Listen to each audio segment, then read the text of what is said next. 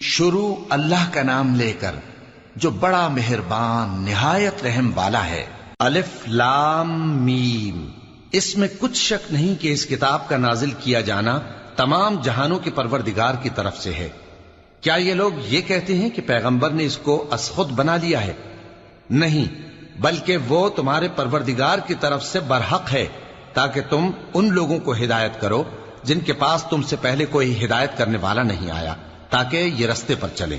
اللہ ہی تو ہے جس نے آسمانوں اور زمین کو اور جو چیزیں ان دونوں میں ہیں سب کو 6 دن میں پیدا کیا، پھر عرش پر جلوہ افروز ہوا۔ اس کے سوا تمہارا نہ کوئی دوست ہے اور نہ سفارش کرنے والا۔ کیا تم نصیحت حاصل نہیں کرتے؟ وہی آسمان سے زمین تک کے ہر کام کا انتظام کرتا ہے، پھر ہر کام ایک روز جس کی مقدار تمہارے شمار کے مطابق 1000 برس ہوگی اس کی طرف رجوع کرے گا۔ اسی شان کا ہے وہ خالق جو پوشیدہ اور ظاہر کا جاننے والا ہے، غالب ہے، بڑا مہربان ہے۔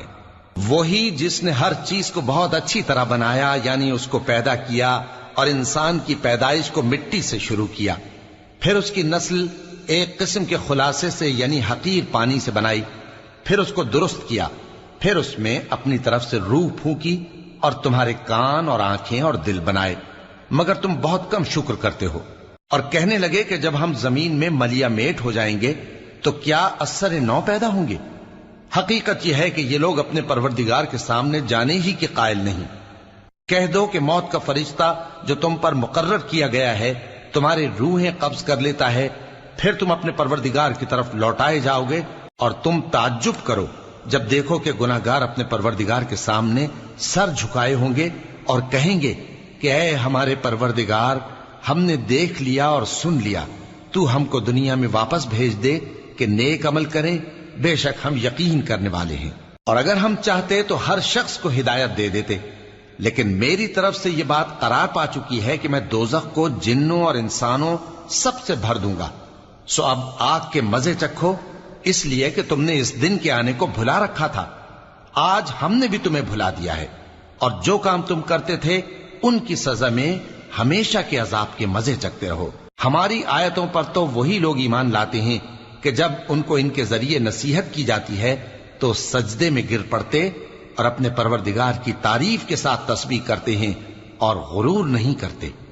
ان کے پہلو بچھونوں سے الگ رہتے ہیں، اس حال میں کہ وہ اپنے پروردگار کو خوف اور امید سے پکارتے اور جو کچھ ہم نے ان کو دیا ہے اس میں سے خرچ کرتے ہیں۔ سو کوئی شخص نہیں جانتا کہ ان کے لیے کیسی آنکھوں کی ٹھنڈک چھپا کر رکھی گئی ہے، یہ ان اعمال کا صلہ ہے جو وہ کرتے تھے۔ بھلا جو مومن ہو وہ اس شخص کی طرح ہو سکتا ہے جو نافرمان ہو؟ دونوں برابر نہیں ہو سکتے۔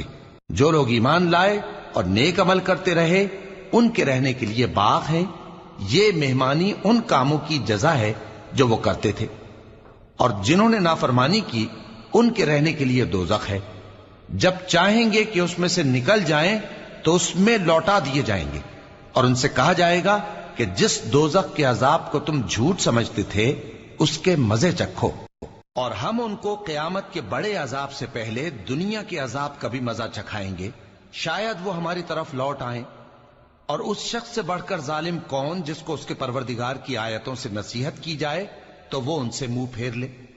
ہم گناہگاروں سے ضرور بدلہ لینے والے ہیں، اور ہم نے موسیٰ کو کتاب دی تو تم ان سے ملاقات ہونے سے متعلق شک میں نہ ہونا، اور ہم نے اس کتاب کو بنی اسرائیل کے لیے ذریعہ ہدایت بنایا تھا، اور ان میں سے ہم نے پیشوا بنائے تھے جو ہمارے حکم سے ہدایت کیا کرتے تھے، جبکہ وہ صبر بھی کرتے تھے اور وہ ہماری آیتوں پر یقین رکھتے تھے۔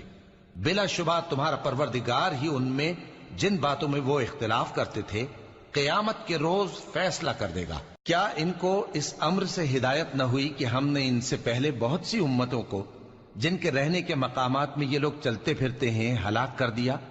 بے شک اس میں نشانیاں ہیں، تو یہ سنتے کیوں نہیں؟ کیا انہوں نے نہیں دیکھا کہ ہم بنجر زمین کی طرف پانی رواں کرتے ہیں، پھر اس سے کھیتی پیدا کرتے ہیں جس میں سے ان کے چوپائے بھی کھاتے ہیں اور یہ خود بھی کھاتے ہیں، تو یہ دیکھتے کیوں نہیں؟ اور کہتے ہیں اگر تم سچے ہو تو یہ فیصلہ کب ہوگا؟